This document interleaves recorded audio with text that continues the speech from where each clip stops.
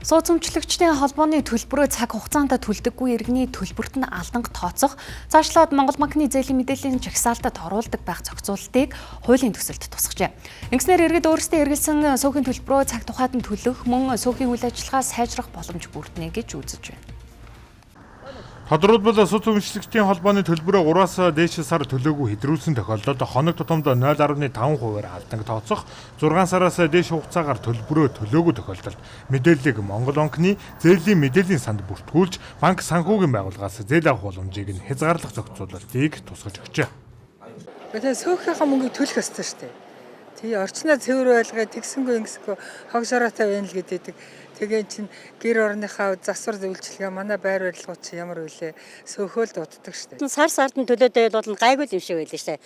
Яг ингээд сар сард нь төлөхгүй ингээд 4-5 сар болоод ирэхээр ингээд овоорчдаг байхгүй. Тэгэхээр нөгөө иргэд нөгөө төлөх маш хүндрэлтэй байдаг байхгүй юу. Чин сөөгч тэр хог мог тэгэл байгаа орчноо нөхцөл байдал нь тодорхой хэмжээгээр сөөхөөс зохион байгуулж байгаа шүү дээ. Тэгэхээр сөөхийн төлбөр цаг тухайд нөхөх нь зөв л гэж бодсон. Тарын юм цаг тухайд нь төлөх ёстой шүү дээ.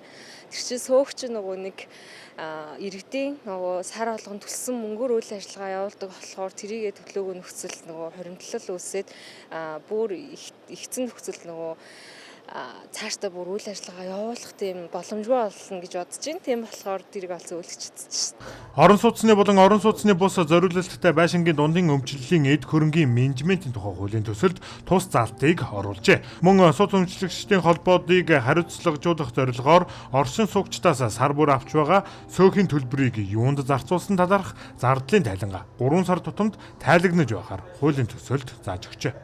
Зээлийн мэдээллийн санд ороод за тэгээд эргээд одоо зээлсэх ширхэл нь буураа явахаар энэ зохицуулт маань кредит скор буюу олон улсын чигээр энэ хүн маань ингээ явж байгаа. Яг нөгөө анхан шатн дээрээ сөөхийн төлбөрөө төлөхгүй байгаа иргэдийн дунд судалгаа явуулахад 60-70% нь боломжтой хүмүүс байгаа байхгүй.